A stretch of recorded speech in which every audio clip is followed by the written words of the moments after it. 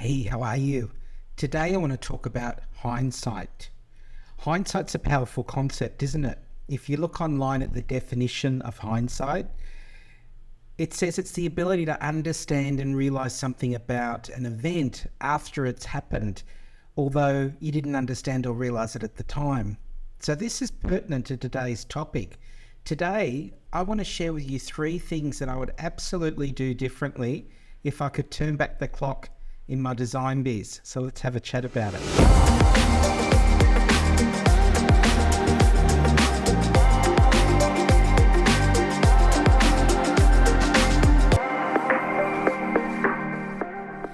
Hey guys, it's Adam Scougall and welcome to episode 25.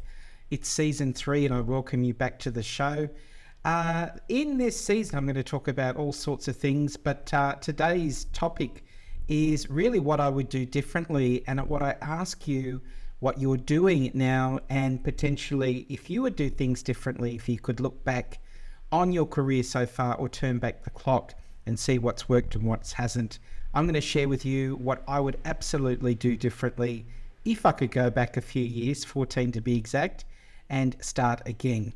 But before we talk about any of that, I really want to tell you who this show is for. This really is for you guys out there that are struggling a little bit, freelance interior designers and decorators. And what I do is help you find your true voice by creating your own sensational brand, which hopefully leads to a fulfilling career working with clients attracted to your unique story, gift, and vision. But before we do that, I'm going to ask you, this is a question before we go into today's topic about what we do differently if we're starting again. Are you currently struggling to get your pipeline filled? This is a question. If so, I would love to invite you to jump on the waiting list of my new design summit. Actually, the summit's going to be called Get Design Clients Summit. And it is scheduled, the date's yet to be 100% firmed up, but it's August in 2024. So if you are struggling, and I know many of you are, and I certainly have been over the years, with filling your client pipeline, getting design clients, that's a struggle for all of us at some point. Then jump onto the wait list for this summit. It's going to be a fabulous summit. I'm aiming to have about 21 guests, industry experts from all over the world, to jump on the wait list so that you can join. It's a free summit. It's 3 days in length. Jump onto the new website I've created just for the summit at getdesignclientssummit.com. You can jump onto the wait list there, and I will let you know as soon as I have more information. It's going to be fantastic. Also, too, if your design biz is flailing and you need some support, take my design quiz. Go over to adamscougall.com/quiz, link below, and find out what your strengths and opportunities are. Take my quiz and you'll get some great feedback from me. But let's get on with the show. What would I do differently? Well, as usual, I'm going to focus on giving you insight onto 3 things that I would definitely do differently today. 3 things that we can both talk about. You can assess too. The most important thing here is you and your thoughts and what you're going to get out of this show. This is why I do it. It's for you. But I want to go back. So, I've been a designer for, 14, 15 years now. And, over time, and this goes back to the whole opening where I talked about hindsight. Hindsight's really reflection. And, I don't know if we can ever really not get around learning from mistakes, or mistakes as I call them, and really understand what it is that we need to do differently moving forward. I mean, can you ever really not learn from something that is a mistake so that you can actually do things differently? I think it's just part of the whole process of life. You might agree with me. But one of the things that I would do differently, and the whole reason of talking about this is so that if you're where you're at, have a think about whether you would do this now. Some of the things I'm talking about, based on the reasons I would have started these things long ago. Number 1, first thing I would do if I could turn back the clock is create my unique pillar of content from the get-go. What does that mean? Well, I've got a podcast now that I'm really enjoying doing, and this is really my pillar of content in the current age. If I was starting out as an interior decorator or designer, whatever, back 15 years ago, I would have started a podcast on whatever it is that got me buzz about my career. I've kind of moved past that now, and I've got to the point where I've learned a lot, but I do have return clients that really I rely on to bring me new work. And those clients are attracted or are coming back to me because of my sort of eclectic way that I approach my interiors using colour and my fabulous stripes. I think they're fabulous, at least. And that kind of eclectic but organised vibe that I don't necessarily live with in my own home, but I can't actually see black and white interiors for my clients generally, or total neutrals, even though sometimes I do them.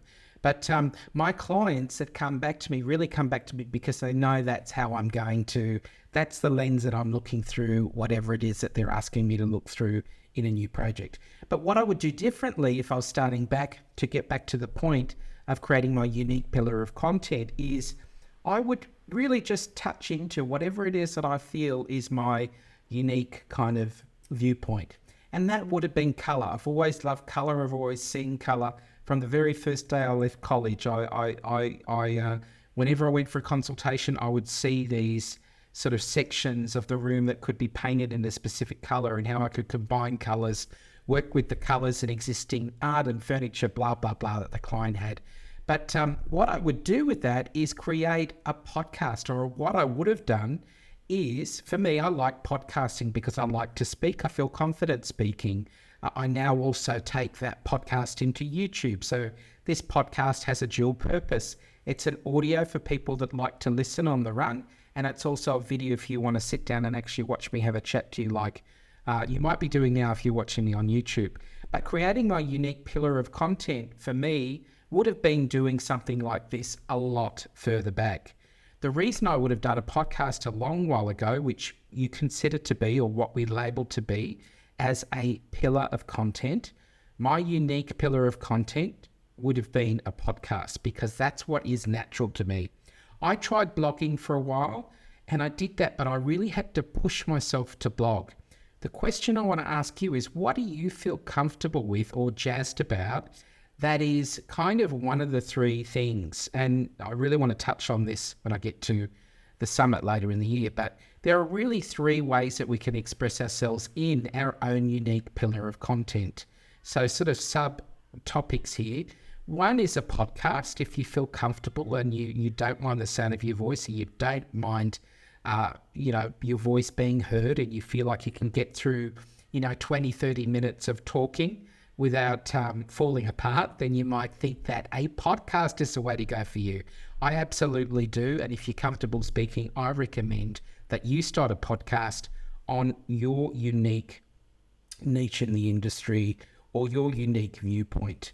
If I was going back 14, 15 years, I would have talked about colour and the effects it has on our mood, and the effects of all sorts of subtopics around that. Colour is one of the cheapest way to add absolutely amazing contrast and depth and pizzazz in a home. I mean, you can see all these topics that could have come out of colour, but I really would have talked about having an eclectic viewpoint and using colour in a really creative way, and the effects it can have on people's mood and all that wonderful stuff. I would have created a podcast a long time ago, because podcast listeners too are very loyal, and they will sit and they will listen, as I found, to a 30-minute podcast. May be different to the YouTube audience at the moment, that will look at the title, have a watch for a couple of minutes and then turn off.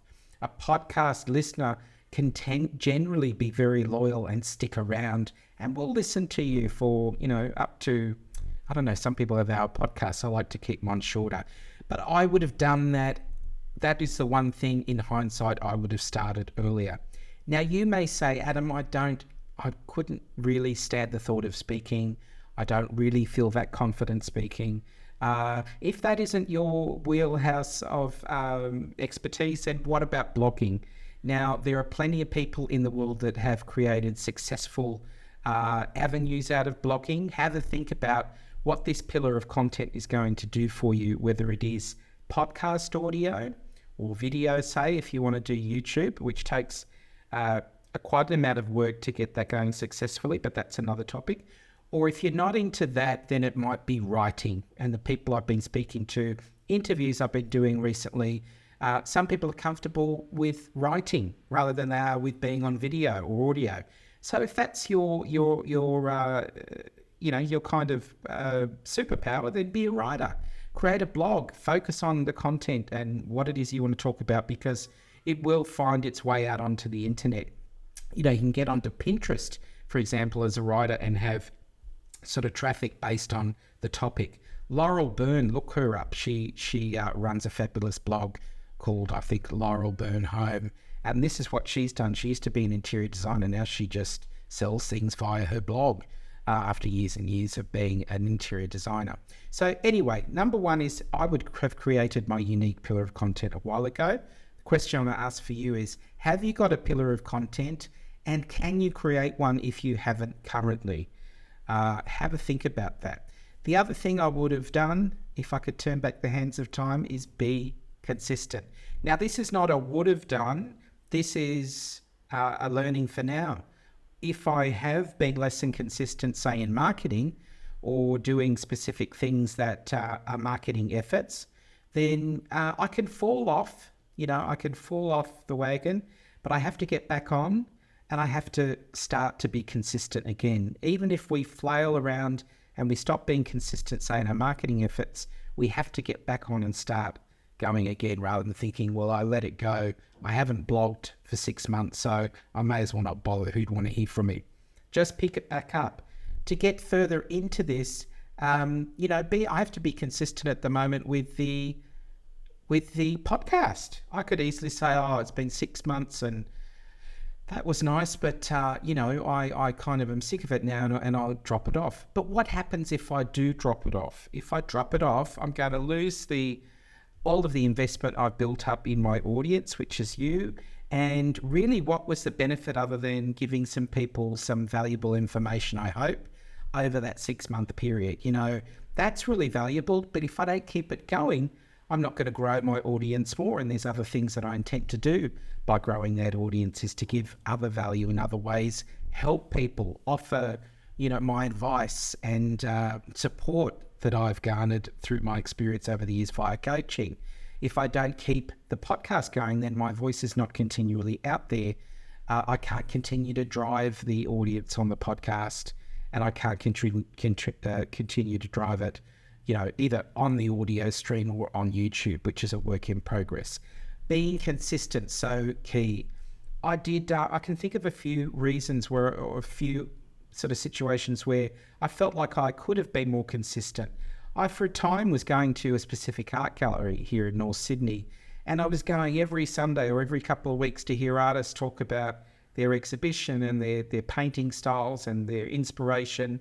And, I was meeting people in that avenue that, potentially could have turned into clients, or I could have met someone through an artist and met more clients that way. So what I'm trying to say is that was something that I did for a while, but I got sort of sick of doing that and I got onto other things.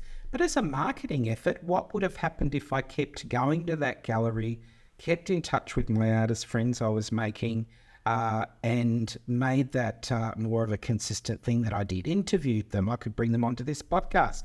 I still can. The one thing I want to say here is, even if we've been inconsistent, and I was inconsistent by not following up in that realm, I can always bring it back. That's the power of this hindsight as well, is I can think about it and think, okay, I wasn't doing it 5 years ago, but let's bring it back now. All is not lost. So that's something I want to ask you to think about too, is don't think that all is lost if you've dropped the ball on your blog, or you've dropped the ball on whatever it is that you've been doing as a marketing effort. Get back on the bike and start rolling again. Last thing that I would do is promote myself more. Again, this is in hindsight, and I have done a fair bit of promotion for myself, and I'm sure you're doing promotion too for yourself that feels authentic. But sometimes we're not taking it to the nth degree in a way that we possibly could.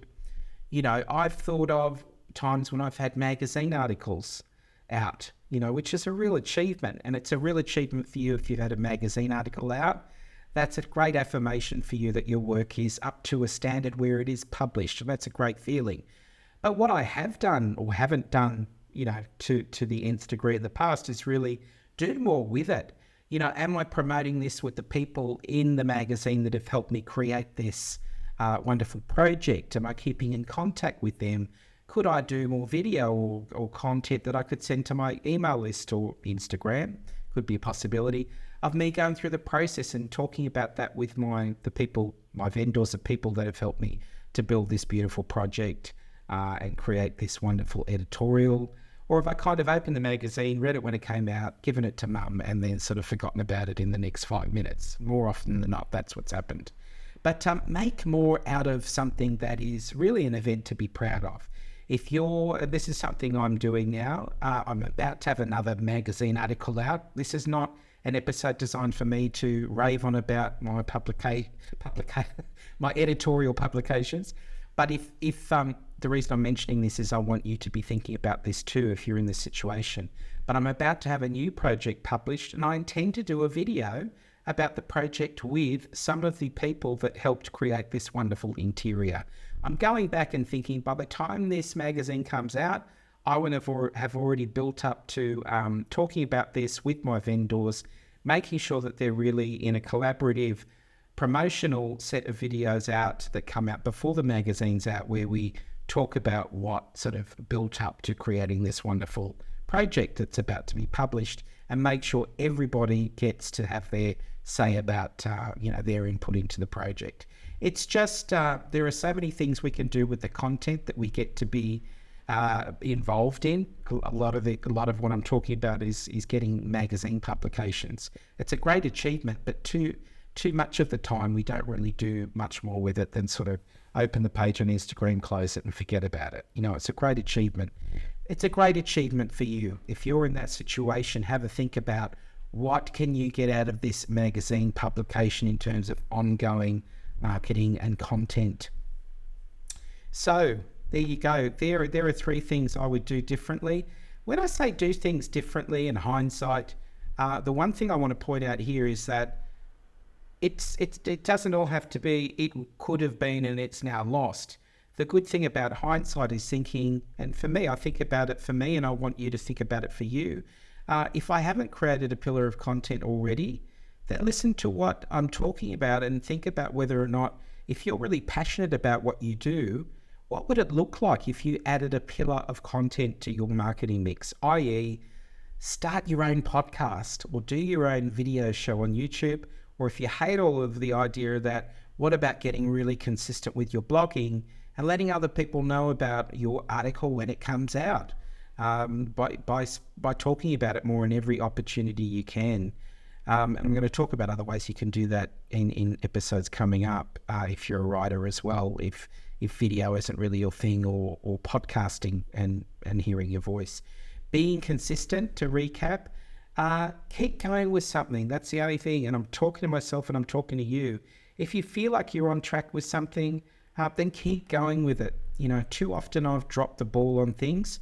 And in hindsight, I think, I can see that if I'd have kept going with that, it could have turned into something a little bit more substantial than what it was. So be consistent in whatever you're doing. As long as it feels good, continue to do it. Promoting ourselves more. How are you promoting yourself at the moment? Have a think about what you do on Instagram, for example. Like, is the content that you're providing really, who is it aimed at? If people are searching on Instagram and they find you, are they going to be design clients, or are you talking about your dog most of the time? Or have a think about what it is. Be really strategic about what you actually put out there when you spend all your valuable time on creating, an Instagram story, for example. Make sure the promotion is really strategic and is really probably going to get you in the direction of either an ideal client or something else. There's a lot of reasons people are jumping on Instagram to do what they're doing. But anyway, I hope that resonates. They're really just thoughts and reflections. Again, hindsight's a great thing, but it is at the end of the day just a reflection. And the benefit of hindsight and looking back and thinking about the things that you could do differently is to go, Well, I could have done them differently and I didn't then, but I'm not dead. I'm here and I've got all this time ahead of me. We're very lucky, aren't we, with all the dreadful things, especially here in the news in Australia in the last few weeks. Young people, and losing their lives. And I don't want to make this a Debbie Downer episode. But if we've got time on our hands and we're here and we've got a heartbeat, then let's have a think about what didn't work. Bring it back in if it did work, but we lost the momentum behind it. But if you think it's something you can pick back up, pick it back up. I'm going to stick with this podcast. I love doing it and it's growing momentum. And if you haven't got a podcast or you're not blogging as much as you want to, think about stuff that really jazzes you up. Get out there and make it consistent. Get all those wonderful words that you create out there in the world on a consistent basis and promote it. Promote, and be consistent. That's all I want to say today. So I've loved having you join me on the first episode of season 3. I do want to say before I finish that I'd like you to join me if you're struggling finding those designing clients or building a pipeline and you want some strategies around that. Please get on the wait list. getdesignclientssummit.com is the the website I've created. And I'd like you to jump on the wait list so I can keep you up to date as we progress through and we move through to August. I also would like to say that I've got that quiz out there. If you're struggling, you need some advice, take the quiz. It'll give you my thoughtful feedback on your strengths and opportunities, and you'll know exactly where you're at after you answer 15 easy questions. Only takes about 2 or 3 minutes. Take the quiz over at adamscougall.com/quiz. Again, I want to end, or today, if you haven't heard me before, end by saying you are awesome. Keep going, my love. You are doing the best you can, and there's lots of opportunities. If you're here, you've got a heartbeat, keep going. What is it that you can give to the world in terms of your talent and beauty, in terms of the experiences you can create for your wonderful interior design, decorating customers, clients, hopefully friends. Until next time, until next week, every Tuesday now, season 3. Join me next week for episode 20. What's next week? Episode 26 of season 3, and I'll see you next time. Ciao.